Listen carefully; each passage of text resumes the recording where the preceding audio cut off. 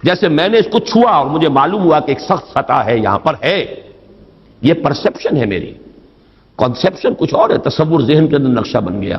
خدا کا تصور ہم قائم نہیں کر سکتے، لیکن خدا کے ساتھ ہمارا جو باطنی رشتہ ہے کہ اندر محسوس ہوتا ہے کہ ہے، جس کی مثال بھی میں نے دی تھی، بعض حضرات کے شاید علم میں نہ ہو، کہ جیسے میں اس وقت اس دیوار کو دیکھ رہا ہوں تو ایک تصور میرے ذہن میں قائم ہوا، دیوار اتنی لمبی ہے، اتنی چوڑی ہے، اتنی اونچی ہے، یہ دیوار جو ہے سفید رنگ اس پر ہوا ہے، میں نے ایک تصور قائم کر لیا۔ فرض کیجئے کہ میں اندھا ہوں، میں نہیں دیکھ سکتا، میں جاتا ہوں اور ہاتھ لگا کر دیکھتا ہوں دیوار ہے، کتنی لمبی ہے مجھے نہیں پتا، اس لیے کہ وہ کانسیپٹ تو صرف میرے اس ٹچ سے نہیں ہو گیا، یہ تو ایک یک رخا، ایک ون سائیڈڈ میرا اس وقت ایک پرسپشن ہے، لیکن ہے، یہ میں جس زور سے کہوں گا ہے، دیوار ہے، تو ذات باری تعالیٰ کے لیے بس انسان کے پاس یہ ہے کہ ہے، دور بینان بارگاہ الست جس پہ نہ بردان کہ ہست، بس یہ ہست ہے، باقی کیا ہے کیسا ہے یہ ویسے تو ہم بہرحال مسلمان ہونے کے ناطے اللہ کو ہم مانتے ہیں اسماء و صفات کے ساتھ، تو ہم اس کی صفات کو مانتے ہیں، لیکن تجزیہ کیجئے تو صفات کے بارے میں بھی ہمیں کیا پتا ہے؟ اللہ دیکھتا ہے، کیسے دیکھتا ہے یہ تو نہیں پتا، کتنا دیکھتا ہے یہ بھی ہمیں نہیں پتا، یعنی اس کی بھی اصل حقیقت جو ہے دیکھنے کی وہ تو ہمیں نہیں معلوم۔ اللہ کی کوئی ایسی آنکھیں تو نہیں جس سے وہ دیکھتا ہو، ہمارا دیکھنا تو روشنی کا محتاج ہے، روشنی ہو تو ہم دیکھ سکیں گے، کیا اللہ کا دیکھنا بھی کسی شے کا محتاج ہے؟ قطعاً نہیں۔ تو ہم تصور کیجئے اللہ کا دیکھنا کیا ہے، کچھ نہیں معلوم، ہمیں یہ معلوم ہے وہ دیکھتا ہے، ہمیں یہ معلوم ہے علی کل شیء قدیر، قدرت کتنی ہے اس کی، قدرت کی شان کیا ہے، کیا معلوم ہے؟ تو معلوم یہ ہوا کہ صفات کے بارے میں بھی تجزیہ کریں تو ہمارے ہاتھ پلے ہے کیا؟ وہ سوائے اس کے کہ ہم ایک صفت اس کی ایک مبہم کیفیت کو جانتے ہیں، وہ سمیع ہے، وہ بصیر ہے، وہ خبیر ہے، وہ قدیر ہے، وہ الحی ہے، وہ القیوم ہے، لیکن اس کی زندگی، ہمارا تو زندگی کا تصور اعلیٰ ترین زندگی تو ہمارے پاس ہے مخلوقات میں سے، اس زندگی کے ساتھ 100 طرح کی لیمیٹیشنز ہیں، 100 طرح کی مجبوریاں ہیں، لیکن یہ کہ کیا اللہ تعالیٰ کی زندگی بھی اس زندگی پر قیاس کی جا سکتی ہے؟ معاذ اللہ۔ تو معلوم یہ ہوا کہ اللہ تعالیٰ کی ذات کے بارے میں تحیر کے سوا کچھ نہیں۔ تیسرا ہے تصور جو سب سے بلند ہے، وہ محبوب حقیقی، مطلوب اصلی، لا مطلوب الا اللہ، لا مقصود الا اللہ۔ ایک چوتھا تصور ہے، وہ میں بعد میں عرض کروں۔ بہرحال قل هو اللہ احد، اب یہاں لفظ احد پر آئیے، اس لفظ کو بھی نوٹ کیجئے۔ ویسے تو عام خیال یہ ہے کہ یہ وحد ان کی بدلی ہوئی شکل ہے، چنانچہ عام رائے یہ ہے کہ احد اور واحد ہم معنی ہیں۔ اکثر مفسرین نے اردو میں جو ترجمے کیے مترجمین نے، وہ کہو اللہ، وہ اللہ ایک ہے، اگرچہ اس پر خاصا اعتراض وارد ہوتا ہے، وہ بھی اللہ کو ایک مانتے تھے، صرف اس کے ساتھ کسی اور کو ایڈ کر لیا تھا، اس اللہ کو تو دو نہیں مانتے تھے، وہ جو بڑا اللہ تھا وہ تو ان کے نزدیک بھی ایک ہی تھا، اور ایک تو ہر شے ایک ہوتی ہے، جو معبود ہے 10 تو ان میں سے بھی ہر ایک اپنی جگہ پر تو ایک ہے، ایک کمپوز ایک اس کا وجود ہے، لیکن بہرحال چونکہ اکثر و بیشتر رائے یہ ہے کہ احد اور واحد تقریباً ہم مانی ہے، ترجمہ کیا گیا کہہ دو وہ اللہ ایک ہے، اور یہ کہ واحد ہی کی بدلی ہوئی شکل احد ہے، یہ تو ہے تقریباً بالعموم جو رائے ہے، لیکن میرے علم میں آج ہی یہ بات آئی ہے اور وہ میں آپ پر بھی منتقل کر رہا ہوں۔ امام راغب اصفہانی، ظاہر بات ہے لغت کے تو بہت بڑے امام ہیں، اور مفردات القرآن پر ان کی کتاب جو ہے مارکت الدارا ہے مشہور، انہوں نے اسے علیحدہ مادہ قرار دیا ہے۔ احد ان کو الف ہا دال علیحدہ لائے، شروع میں الف کی تختی میں لائے، وحد ان کے ساتھ شامل نہیں کیا۔ معلوم ہوا کہ یہ ایک اپنی جگہ پر ایک مستقل مادہ ہے ان کے نزدیک، یہ وحد سے اس کا تعلق نہیں، بلکہ احد اپنی جگہ پر ایک مستقل علیحدہ مادہ ہے، اور اسی اعتبار سے انہوں نے اسے وحد سے علیحدہ کر کے الف کی تختی کے اندر لیا ہے۔ اب اس کا جہاں تک استعمالات ہیں اس میں بھی اتفاق ہے، 3 اس کے استعمالات ہیں۔ سب سے زیادہ استعمال اس لفظ کا ہوتا ہے نفی مطلق کے لیے، کمرے میں کوئی نہیں ہے، ایک بھی نہیں ہے، جب یہ کہنا ہو تو احد کا لفظ آئے گا، معافی احد، کوئی نہیں ہے، ایک بھی نہیں، اکیلا۔ اسی معنی میں قرآن مجید میں یہ لفظ بہت مرتبہ آیا ہے، خاص طور پر آپ سورہ کہف کو اگر دیکھیں گے لا یشرک فی حکمہ احدا، اللہ اپنے حکم اور اپنے اختیار میں کسی کو نہیں شریک کرتا، کسی ایک کو بھی نہیں کرتا. یعنی یہ نفی میں مبالغے کے لیے یہ لفظ استعمال ہوتا ہے. اور سورت ختم بھی ہوئی ہے فمن کان یرجو لقاء ربہ فلیعمل عملا صالحا ولا یشرک بعبادۃ ربہ احدا. احد کا اکثر و بیشتر استعمال عربی زبان میں نفی مطلق، کوئی نہیں، کوئی بھی نہیں، ایک بھی نہیں، جب اس کو کہنا ہو تو لفظ احد سے کا سہارا لیا جاتا ہے. یا پھر یہ لفظ آتا ہے مضاف یا مضاف الیہ ہو کر، جیسے عشرات کے ساتھ آئے گا احد عشر کوكبا، یا احد و عشرون جمع کر کے یہ گنتی کے ساتھ یہ مضاف ہو رہا ہے. اور یا یہ کہ جیسے کہ مضاف الیہ ہوتا ہے فاما احدکما فیسقی ربہ خبرا.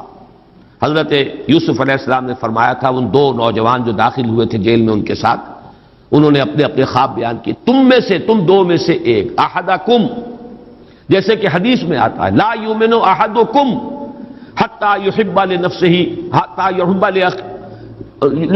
لاخیہ ما یحب لنفسہ، یا لا یؤمن احدکم حتی یکون ہواہ طبعا لما جئت بہ، یا یہ کہ لا یؤمن احدکم حتی اکون احب الیہ من والدہ وولدہ والناس اجمعین. اب یہ تین احادیث آ گئی زبان پر. تو احدکم یہ گویا کہ مضاف ہو کر آ رہا ہے، اس طریقے سے یہ لفظ مضاف ہو کر یا مضاف الیہ ہو کر استعمال ہوتا ہے. صرف قرآن مجید میں یہ لفظ ذات باری تعالیٰ کے لیے علیحدہ سے مستقل ایک صفت کے طور پر آیا ہے، قل هو اللہ احد. یہ ایک خاص بات ہے، اس کو نوٹ کر لیجئے کہ یہ لفظ کا یہ استعمال اس اعتبار سے، صفت کے اعتبار سے کسی اور کے لیے غیر اللہ کے لیے ہے ہی نہیں. قل هو اللہ احد، یہ اس یہاں پر آ رہا ہے ایک مستقل صفت علیحدہ، لیکن یہ صرف اللہ کے ساتھ. اب یہاں میں عرض کروں گا کہ میں اس کا ترجمہ جو میں نے آپ کو گنوائے ہیں مولانا فراہی نے کیا ہے بے ہما. قل هو اللہ احد اللہ الصمد، کہہ دو اللہ بے ہما ہے، اللہ باہما ہے. اصلاحی صاحب ان کے شاگرد ہیں، انہوں نے ترجمہ کر دیا ہے بے ہما کا ترجمہ کہہ دو اللہ سب سے الگ ہے اور اللہ سب کے ساتھ ہے. صمد اللہ سب کے ساتھ ہے، باہما اور احد بے ہما اللہ سب سے الگ ہے. عام طور پر اردو مترجمین، شیخ الہند کو بھی میں نے دیکھا، مولانا اشرف علی تھانوی رحمہم اللہ دونوں کو دیکھا، کہہ دو اللہ ایک ہے. لیکن یہ کہ بہرحال میرا مزاج، میرا ذوق اس ترجمے کو قبول نہیں کرتا. واحد اور ہے، احد اور ہے، یہ شان ہی علیحدہ ہے. اس لفظ کو واحد کے بالکل برابر کر دینا کم سے کم میرا ذوق اسے قبول نہیں کرتا. ویسے قرآن میں وہ لفظ بھی آیا اللہ کے لیے، الواحد القہار، للہ الواحد القہار، واحد ہے، الواحد ہے. لیکن احد یہ شے ہی اور ہے. بہت قریب گئے ہیں مولانا مودودی، وہ لفظ لائے ہیں کہہ دو اللہ یکتا ہے. یکتا کا لفظ میرے نزدیک بہت قریب کی تعبیر ہے، لیکن میں اس کو ایک خاص، میرا چونکہ اپنی ایک رائے ہے اس کے اعتبار سے اس کا میں ترجمہ کر رہا ہوں، کہہ دو اللہ اکیلا ہے. اکیلا وہ ہے جس کے ساتھ کوئی نہیں. اکیلا کس اعتبار سے؟ یہ ہے اصل میں وہ نقطہ. اللہ ایک تو اس اعتبار سے اکیلا ہے کہ وہ صرف ایک اکیلا واحد معبود ہے اور کوئی معبود اس کے ساتھ نہیں. سورہ کافرون کے ساتھ جب آپ جوڑیں گے تو یہ تصور نمایاں ہو کر سامنے آئے گا. میرا اللہ وہ اللہ ہے جو اکیلا ہے، اس کے ساتھ کوئی اور الہ نہیں ہے. لا الہ الا اللہ، اللہ کے سوا کوئی معبود نہیں. یہ در حقیقت مفہوم بنا قل هو اللہ احد. بات وہی ہے جو لا الہ الا اللہ میں کہی گئی ہے، لیکن یہ کہ یہاں پہ اسلوب بدل گیا، قل هو اللہ احد، وہ اکیلا ہے، کوئی اس کے ساتھ نہیں. لیکن اسی کا ایک انتہائی بلند مقام ہے. مقام وہ خطرناک ہے، عام لوگوں کی ذہن سے ذرا بلند تر، اسی لیے عوام اس کے بارے میں مغالطوں میں مبتلا ہوتے ہیں. اور آج کل کا ہمارا ایک بہت بڑا طبقہ چونکہ زیر اثر ہے کچھ ایسے مفکرین کے کہ جن کا ذوق وہ نہیں تھا جو اس سطح کا ہو جو میں ابھی عرض کر رہا ہوں، لہذا وہ اسے شرک سے بھی تعبیر کر بیٹھتے ہیں، اور وہ ہے توحید وجودی. وہ اکیلا ہے، اکیلا ہی مانی کہ وجود حقیقی صرف اس کا. یہ توحید وجودی جس کو میں تفصیل سے بیان کر چکا ہوں سورہ حدید میں، هو الاول والآخر والظاہر والباطن، وہی پہلا، وہی آخر، وہی ظاہر، وہی باطن، وہی وہ، اور کوئی ہے ہی نہیں. جو نظر آ رہے ہیں حقیقت میں نہیں ہے. کل ما فی الکون وہم او خیال او عکوس فی المرایا او ظلال. کل جو کچھ نظر آتا ہے موجودات میں یہ وہم ہے یا خیال ہے، یا جیسے شیشے میں عکس نظر آتا ہے. آپ ادھر کھڑے ہیں، ادھر بھی نظر آ رہے ہیں، وہاں تو کوئی نہیں ہے. ادھر ہی ادھر ہے جو ہے، وہ جو کوئی نہیں ہے وہاں نظر تو آ رہا ہے. اور عکوس فی المرایا او ظلال، یا سایہ ہے، درخت کی شاخ اوپر ہے، سایہ نیچے پڑ رہا ہے، سایہ کا کوئی وجود نہیں لیکن نظر تو آ رہا ہے. جس کو کہ حضرت مجدد الفسانی نے فرمایا کہ یہ سنے خدا بندی کہ معدوم را موجود می نمائند. یہ معدوم ہے کائنات، حقیقت میں موجود نہیں ہے، لیکن اس کو اللہ تعالیٰ نے موجود کر کے دکھا دیا ہے، نظر آ رہا ہے. یا جیسے وہ آتشی دائرے کی مثال میں نے دی ہے بارہا، یہ حضرت مجدد کی دی ہوئی مثال ہے کہ اگر آپ ایک قندیل لے لیں، لکڑی ہے ایک لمبی، اس کے ایک سرے کے اوپر آپ نے کپڑا باندھا، تیل ڈال دیا، مٹی کا آگ لگا دی، یہ شعلہ جوالا ہے. اب اس لکڑی کو تیزی کے ساتھ دائرے میں حرکت دیجئے، دیکھنے والوں کو آتشی دائرہ نظر آئے گا، جبکہ آتشی دائرے کا کوئی وجود نہیں. وجود آپ کو معلوم ہے صرف اس ایک نقطے کا ہے، وہ ایک شعلہ جوالا ہے حقیقی. یہ دائرہ جو نظر آ رہا ہے، نظر آ رہا ہے، ہر چند کہے کہ ہے، نہیں ہے، اس کا وجود کوئی نہیں، نظر تو آ رہا. تو اپیئرنس اینڈ ریئلٹی، یہ بڑی مارکت الارا کتاب ہے فلسفے کی. یہ در حقیقت جو کچھ نظر آ رہا ہے یہ ایک سراب ہے، حقیقت یہ نہیں ہے. حقیقی وجود صرف اللہ. اس کو میں یعنی وجود کے اعتبار سے توحید وجودی، یعنی میں نے جو ابھی گنوایا تھا، لا معبود الا اللہ، لا مطلوب الا اللہ، لا مقصود الا اللہ، لا محبوب الا اللہ، لا موجود الا اللہ، یہ وہ توحید وجودی ہے. شاہ ولی اللہ دہلوی رحمۃ اللہ علیہ فرماتے ہیں کہ یہ ہے توحید کی بلند ترین منزل، اور یہاں آ کر وحدت الوجود اور وحدت الشہود ایک ہو جاتے ہیں، ان میں کوئی فرق نہیں، تعبیر کا فرق. چونکہ میری یہ رائے ہے، لیکن یہ فلسفے کا مسئلہ ہے، میں اس کو بیان نہیں کرنا چاہتا. قرآن مجید میں یہ مسئلہ یا سورہ حدید کی اس آیت میں آیا ہے، قرآن سے باہر سے بات نہیں کر رہا ہوں. لیکن یہ کہ ہر شخص کے ذوق کی چیز نہیں ہے، ہر شخص کا یہ نہ مزاج ہے، نہ ذوق ہے، نہ اس میں استعداد ہے، نہ صلاحیت ہے کہ ان مسائل پر غور کرے. تو میں یہ نہیں چاہتا کہ لازماً آپ میری اس رائے سے اتفاق کریں، لیکن یہ میں ضرور چاہتا ہوں کہ اگر سوء ظن ہے آپ کے دل میں کہ جو لوگ اس بات کو مانتے ہیں وہ مشرک ہو گئے، اس کو ذہن سے نکال دیجئے. اس لیے کہ پھر ناوک نے تیرے سید نہ چھوڑا زمانے میں، شاہ ولی اللہ بھی مشرک ہوں گے، حضرت مجدد بھی مشرک ہوں گے، باقی یہ رومی یہ تو ہے، ان کی تو خیر حیثیت ہی کیا ہے بیچاروں کی، وہ تو سب کے سب مہا مشرک شمار ہو جائیں گے. کوئی نہیں بچے گا پھر جو بھی ہمارے اکابر ہیں. ہاں، محمد ابن عبد الوہاب بچ جائیں گے، ابن تیمیہ بچ جائیں گے رحمہم اللہ، باقی یہ کہ ان کے سوا بچنے والا اور کوئی نہیں ہے. تو یہ توحید وجودی یا وحدت الوجود یا وحدت الشہود میرے نزدیک قل هو اللہ احد، کہہ دو وہ اللہ ہے اکیلا تنہا. مجھے وہ بار بار جب میں سوچ رہا تھا قیس جنگل میں اکیلا ہے مجھے جانے دو، ہو گزرے گی جو مل بیٹھیں گے دیوانے دو. اللہ اکیلا ہے. اور واقعہ یہ ہے، یہ تصور جو ہے اگرچہ بہت بلند ہے، لیکن کبھی اگر اس کے کہیں کناروں تک بھی رسائی ہو جائے انسان کی، تو اس کی جو ایک وسعت پیدا ہوتی ہے اس کے ذہن میں، اس کا مینٹل ہورائزن وہ جو اس قدر وسیع ہو جائے گا، اس کا تصور وہ شخص نہیں کر سکتا کہ جس کا کوئی بھی اس کے حاشیہ خیال میں یہ بات نہ آ سکتی. لیکن اس کا یہ مفہوم اگر نکال لیا جائے، عام لوگوں نے یہ سمجھا اس کا مطلب ہر شے خدا ہے.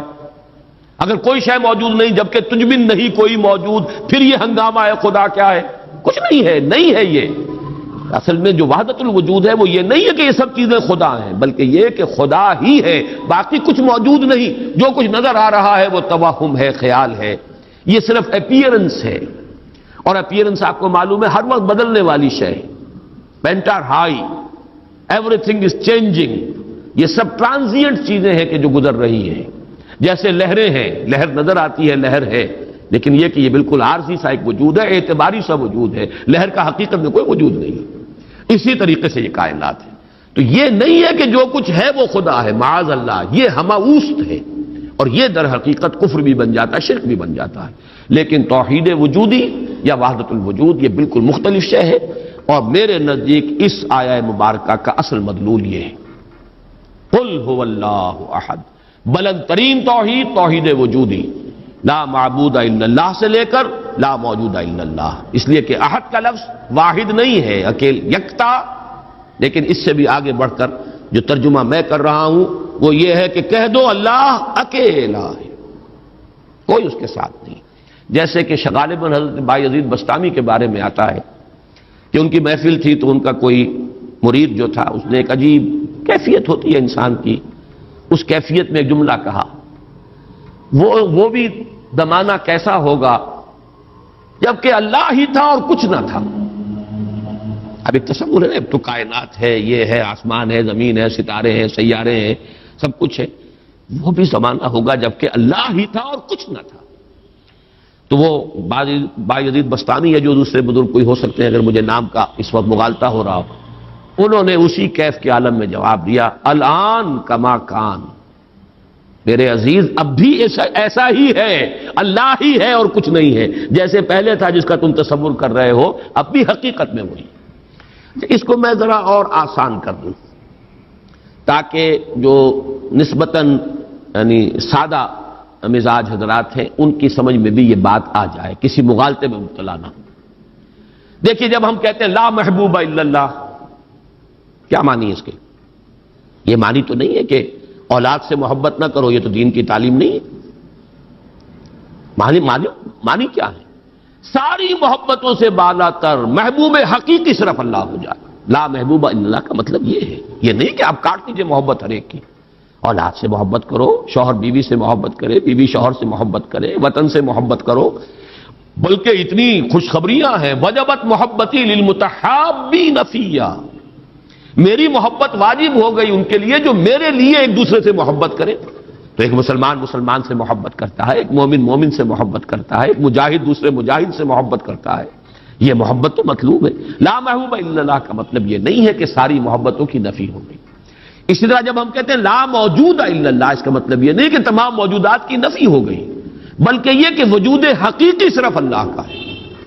یہ اعتباری وجود ہے جن کی کوئی حقیقت نہیں ہے، یہ دائمی وجود، مستقل وجود، وہ وجود جو از خود ہے، باخود ہے، خود بخود ہے، جسے کسی نے وجود نہیں عطا کیا، جس کا وجود ایسا نہیں ہے کہ کبھی شروع ہوا ہو کبھی ختم ہو جائے، وہ وجود حقیقی صرف اللہ ہے۔ اب اس میں تو کوئی اشکال نہیں رہے گا، اس معنی میں اگر کہا جائے لا موجود الا اللہ تو ہر شخص کہے گا۔ اس کی ایک اور مثال میں آپ کو دے دوں، دعا استخارہ میں حضور فرماتے ہیں فَإِنَّكَ تَعْلَمُ وَلَا أَعْلَمُ وَتَقْدِرُ وَلَا أَقْدِرُ، اے اللہ میں تجھی سے استخارہ کر رہا ہوں، انی استخیرک بعلمک واستقدرک بقدرتک واسألک من فضلک العظیم فإنک تقدر ولا اقدر وتعلم ولا اعلم، تو جانتا ہے میں نہیں جانتا، تو قدرت رکھتا ہے مجھے کوئی قدرت حاصل نہیں، تو کیا کوئی قدرت حاصل نہیں تھی حضور کو؟ کیا کچھ علم حاصل نہیں تھا حضور کو؟ یہ بمقابلہ علم خداوندی، بمقابلہ قدرت خداوندی کل موجودات کی قدرت اور علم کی نفی مطلق ہو جائے گی، کوئی علم نہیں۔ یہی بات یہاں کہہ لیجیے، کوئی وجود نہیں ہے، وجود حقیقی صرف اللہ۔ بہرحال یہ تمام تصورات ان کی تعبیرات ہیں، تعبیرات میں ذرا سخت سے سختر مقامات بھی آ جاتے ہیں، مشکل سے مشکل تر مقامات بھی آ جاتے ہیں، میں اس کی تفصیل میں اس وقت نہیں جا رہا، لیکن میرے نزدیک اس سورہ مبارکہ کی پہلی آیت اس عظیم ترین سطح پر توحید کو بیان کر رہی ہے، اور یہ جیسا کہ میں نے عرض کیا تھا جب تک یہ بات سامنے نہ آئے، چار اعتبارات سے کس طریقے سے توحید کے بیان کو اس صورت نے سمو لیا اپنے اندر اور جمع کر لیا ہے، تبھی اس کی وہ عظمت ہے کہ ثلث قرآن کے مساوی یہ صورت ہے، تبھی اس سے صحابہ کی وہ محبت کا راز جو ہے وہ کھلتا ہے کہ کیوں ہے، ایسے ہی نہیں ہے۔ قل هو اللہ احد، کہہ دو وہ اللہ ہے، میرا معبود جسے میں پوچھتا ہوں وہ اللہ ہے، لیکن وہ اللہ نہیں جسے تم پکار رہے ہو، وہ اللہ جو اکیلا ہے، تنہا ہے۔ اللہ الصمد، جیسا کہ میں عرض کر چکا ہوں، صمد کا لفظ قرآن مجید میں ایک ہی مرتبہ آیا، اور اس کے مفہوم کو بھی دو معنی سے بیان کیا گیا ہے. ایک تو چونکہ ایک مرفوع روایت بھی امام راضی لے کر آئے ہیں، روے عن ابن عباس رضی اللہ تعالی عنہما، کہ حضور سے پوچھا گیا اللہ کا صمد ہونا کیا معنی ہے اس کے، تو آپ نے فرمایا هو السید الذی یصمد الیہ فی الحوائج. اصل میں یہ صمد جو ہے عربی زبان میں یہ ہوتا تھا کسی چٹان، مضبوط چٹان کی طرف جس کو پشت پر رکھ لیا جائے تو دشمن سے مقابلے میں انسان کو سہولت ہوتی ہے. اگر آپ جیسے کہ وہ حضرت عمر کا بھی واقعہ بیان ہوتا ہے، بعض حضرات تو اس کو نہیں مانتے لیکن اکثر لوگ مانتے ہیں کہ مسجد نبوی میں خطبہ دے رہے تھے حضرت عمر، اور اس وقت شام کے ایک محاذ پر جنگ بھی ہو رہی تھی. اس وقت حضرت ساریہ جو امیر الجیش تھے وہ کوئی غلطی کر رہے تھے، اسٹریٹجک مسٹیک ہو رہی تھی کہ انہوں نے پوزیشن ایسی لے لی تھی کہ جو غلط تھی جنگی تدبیر کے اعتبار سے. تو حضرت عمر نے وہی اللہ نے کہیں دکھا دیا، اللہ کو قدرت حاصل ہے وہ دکھا دے. آج ٹیلی ویژن سے آپ دیکھ سکتے ہیں، تو اللہ تعالیٰ بغیر ٹیلی ویژن کے آج سے 1400 برس قبل دکھا سکتا تھا. انہونی بات نہیں ہے کہ وہ نقشہ سامنے آ گیا. جیسے حضور فرماتے جب آپ سفر معراج سے واپس آئے، جب سوال کیے لوگوں نے، اچھا آپ مسجد اقصی میں گئے تھے، وہاں کتنی کھڑکیاں ہیں، کتنی کڑیاں ہیں، کیا ہے؟ تو اب حضور ایک دفعہ چونکے کہ اب یہ میں نے کوئی کھڑکیاں تو نہیں گنی وہاں پر، لیکن یہ کہ اگر مجمع میں آپ نہ بتا سکتے تو تالیاں پڑ جاتی. اس وقت اللہ نے فوراً وہ جو ہے لا کر سامنے کھڑا کر دیا وہ نقشہ، اور حضور دیکھ دیکھ کر بیان کرتے رہے یہ ایسا ہے ایسا ہے. تو یہ تو در حقیقت بالکل اللہ کی قدرت سے ہرگز کوئی اس میں بودھ نہیں ہے. تو حضرت عمر نے وہی فرمایا ہے اور صحابہ نے سنا ہے. یا ساریۃ الجبل، یا ساریۃ الی الجبل، ہے ساریہ کیا غضب کر رہے ہو، غلطی کر رہے ہو، پہاڑ کی طرف جاؤ، پہاڑ کو پشت پر رکھو. پہاڑ پشت پر ہو تو آپ پشت کی طرف سے اب محفوظ ہو گئے، آپ یکسو ہو کر سامنے سے دشمن کا مقابلہ کر سکتے. اور اگر اندیشہ رہے کہ کہیں پیچھے سے کوئی حملہ آور نہ ہو جائے تو وہ توجہات جو ہیں وہ منقسم رہے گی. بہرحال یہی معاملہ ہے صمد کا، وہ ہستی جس کی طرف رجوع کیا جائے، جس کو پناہ گاہ سمجھا جائے، جس کی طرف اپنی مشکلات کے اندر رجوع کیا جائے، اور اس اعتبار سے پھر وہی مطلوب بن جاتا ہے، وہی مقصود بن جاتا ہے، وہی محبوب بن جاتا ہے. اسی کی عزت کی جاتی ہے، اسی کی تکریم ہوگی، اسی کا اعزاز ہوگا. اس کے سامنے انسان جو ہے وہ اپنے آپ کو جھکائے گا، جس بڑے بڑے سردار. تو یہ صمد جو ہے اس معنی میں، اور ایک صمد وہ شے ہے جس کو کھوکھلی نہ ہو، لا جوف لہو، بہت مضبوط اپنی جگہ پر توانا چٹان. ایک تو وہ چٹان ہے جو کھوکھلی ہے، لیکن یہ کہ ایک چٹان وہ ہے جو مضبوط اور بالکل سالڈ چٹان ہے.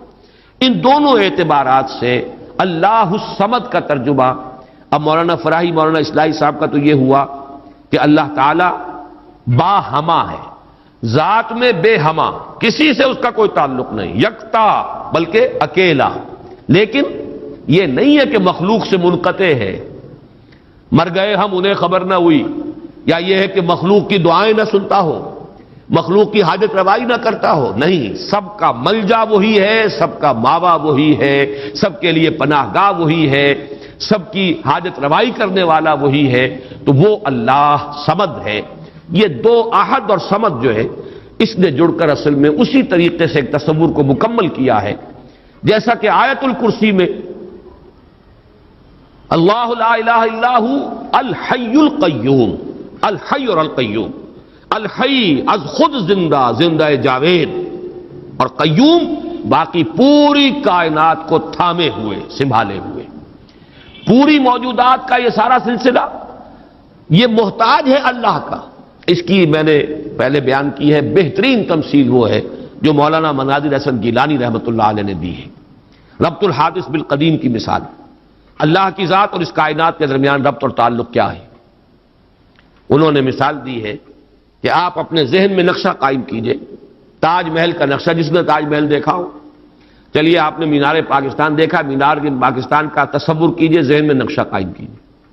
یہ ذہن میں جو نقشہ قائم ہوا ہے، آپ اس کے اوپر بھی ہیں، باہر بھی ہیں، اندر بھی ہیں، پیچھے بھی ہیں، نیچے بھی ہیں، آپ ہی آپ ہیں، وہ تو اس کا وجود ہی کوئی نہیں، لیکن ہے ذہن کے اندر ایک تصور قائم ہے اس وقت.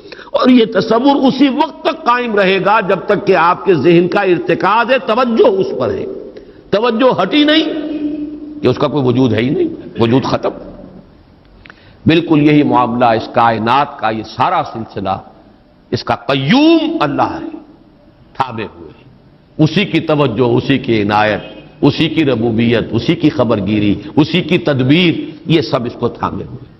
تو اپنی ذات میں الحی، کائنات کے لیے القیوم، اسی طرح اپنی ذات میں الاحد، اکیلا، تنہا، بے ہمہ، اور پوری کائنات اور جملہ موجودات کے لیے الصمد، اسی کی طرف رجوع، اسی کی طرف توجہ، وہی مطلوب، وہی مقصود، وہی محبوب، وہی حاجت روا، وہی مشکل کشا۔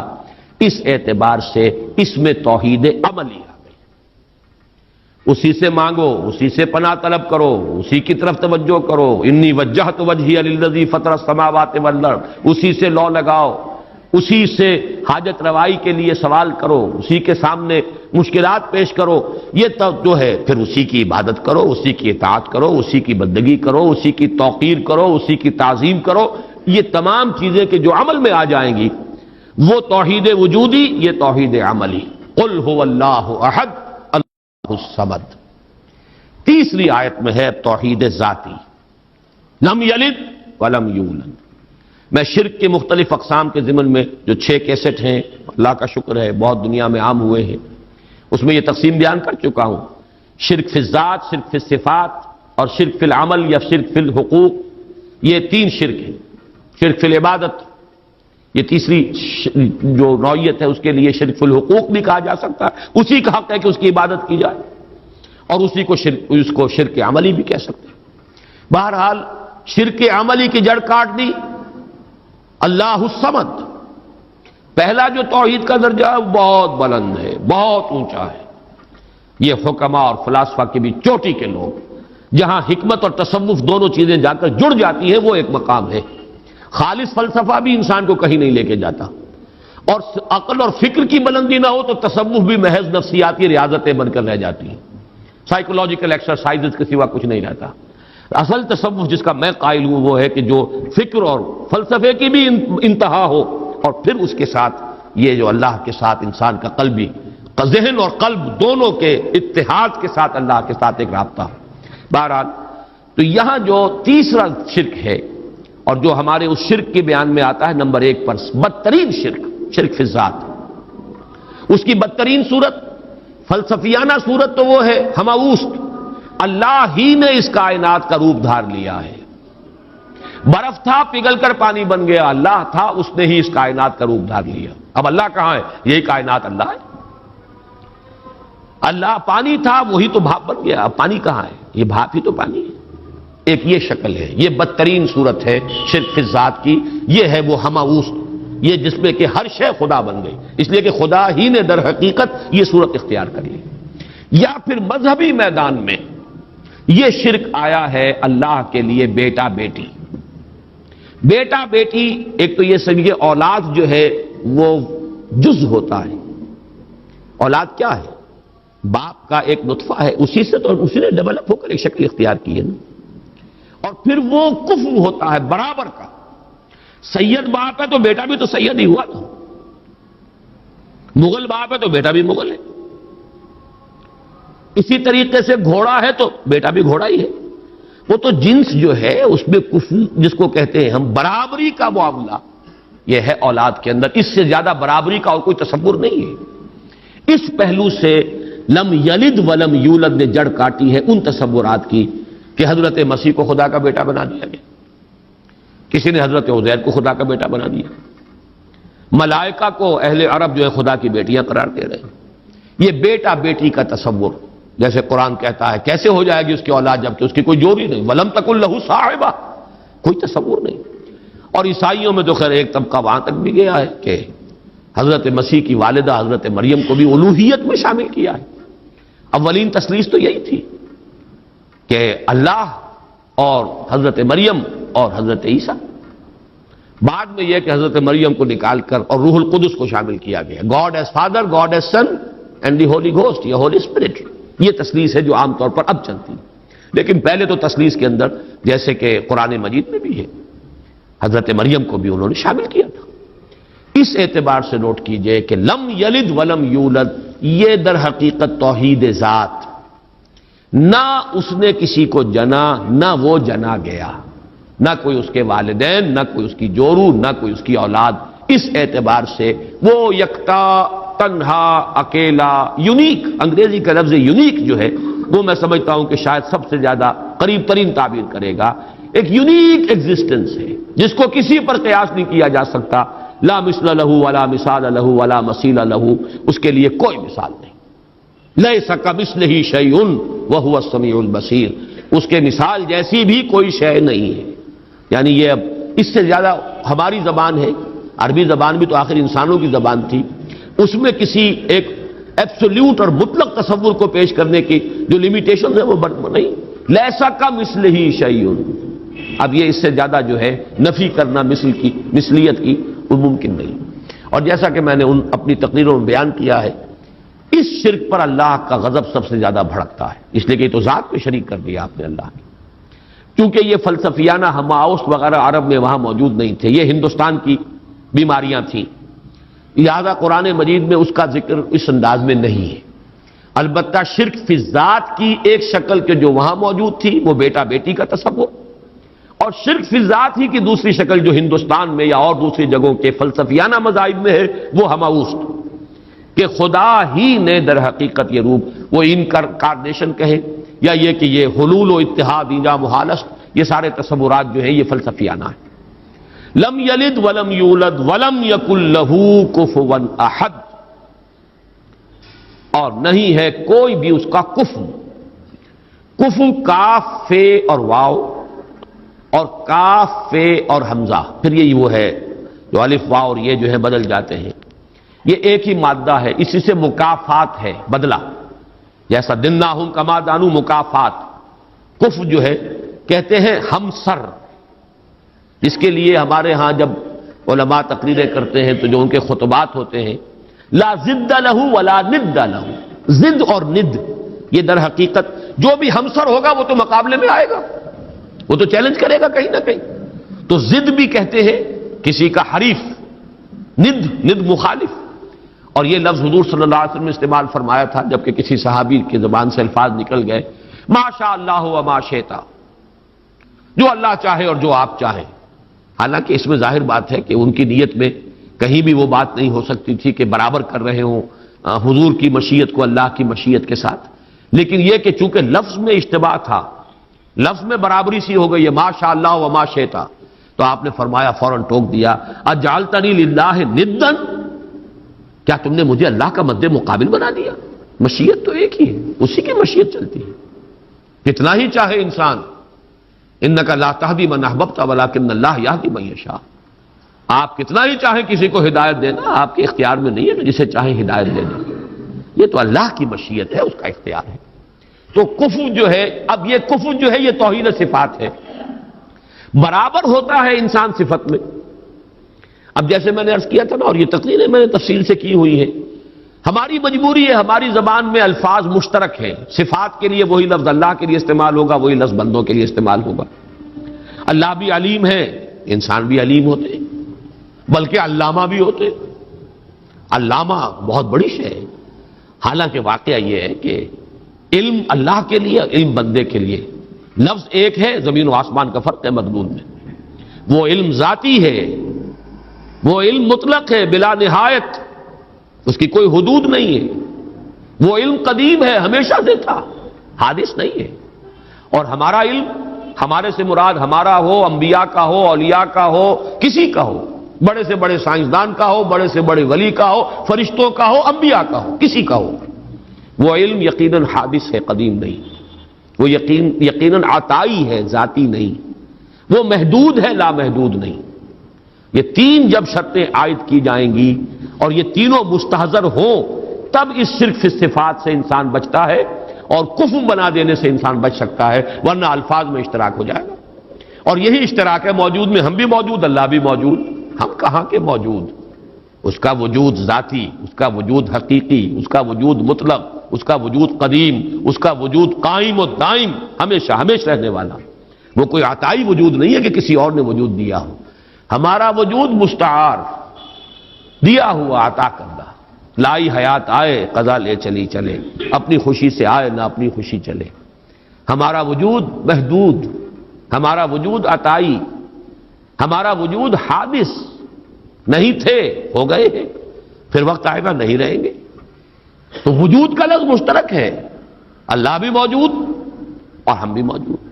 وہ وجود مطلق اور یہ جو ہے ممکن الوجود، یہ ممکنات ہے، یہ اعتباری وجود ہے، اس کے سوا کچھ نہیں. تو کسی بھی اعتبار سے اللہ کے ہم سر ہم پلہ ضد اور ند کسی کو بنا دینا، اس کی نفی ہے. وَلَمْ يَكُنْ لَهُ كُفُوًا أَحَدٌ.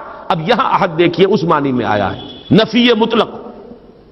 یہ بھی ادھر پہلا ذہن میرا نہیں گیا تھا، یہ احد کا لفظ جو ہے جو میں نے استعمالات بتائے تھے، دو استعمالات تو اسی صورت میں ہیں. قُلْ هُوَ اللَّهُ أَحَدٌ وہاں وہ صفت کے طور پر آیا ہے اللہ کے لیے، اور اللہ کے سوا کسی اور کے لیے یہ صفت کے لیے لفظ استعمال نہیں ہو سکتا. اصل اس کا استعمال نفی کے لیے آتا ہے، نفی مطلق. لا یشرک فی حکمہ احدا فلا یشرک بعبادۃ ربہ احدا. یہاں پر بھی فرمایا وَلَمْ يَكُنْ لَهُ كُفُوًا أَحَدٌ. کوئی ایک بھی، کوئی بھی نہیں، سرے سے نفی مطلق ہے، اس جیسا کوئی نہیں. یہ ہے در حقیقت اس سورہ مبارکہ کا کی وہ جامعیت کہ توحید وجودی، لا موجود الا اللہ، قل هو اللہ احد، اکیلا ہے، تنہا ہے، وہ ہے اور کوئی نہیں ہے، کچھ نہیں. جو ہے وہ اعتباری ہے. کل ما فی الکون وہم و خیال اور وقوس فی المرایا اور ظلال. سب کا ملجا وہی، ماوا وہی. بڑی پیاری ہے یہ الفاظ، ایک حدیث میں دعا میں ہے یہ، لا ملجا منک ولا ماوا الا الیک. پروردگار تیرے سوا کوئی ٹھکانہ دینے والا نہیں، پناہ دینے والا نہیں، اور تجھ سے بچ کر بھاگ کر جانے کی کوئی جگہ نہیں سوائے اس کے کہ تیرے ہی دامن میں آ کر پناہ لے لی جائے. لا ملجا منک ولا ماوا الا الیک. یہ ہے لا ملجا منک ولا ماوا الیک، یہ ہے اللہ الصمد، توحید عملی. نمبر 3 توحید ذات، لم یلد ولم یولد. نمبر 4 توحید صفات، لم یکن لہ کفوا احد. کوئی بھی کسی بھی اعتبار سے اس کا ہمسر، ہم پلہ، ضد یا ند نہیں، اس کا مشابہ نہیں. اس اعتبار سے آج میں نوٹ کر رہا تھا، اس جامعیت کے اعتبار سے سورہ اخلاص کے اگر کسی درجے میں مقابل آتے ہیں تو 2 آیتیں آتی ہیں. اور عجیب بات ہے، یہ سورت ہے 4 آیتوں پر مشتمل، وہ 2 آیتیں. ایک آیت کا تذکرہ ہو چکا، آیت الکرسی. خود حضور نے فرمایا ہے تمام آیات قرآنیہ کی سردار ہے.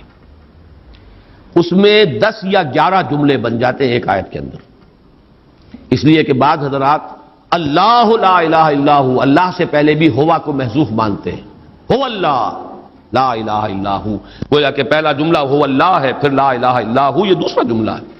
اس طرح اگر شمار کریں گے تو 11 جملے بن جائیں گے اس ایک آیت کے اندر، ورنہ 10 تو ہے ہی. وہ بھی نہایت جامع ہے توحید کے بیان میں.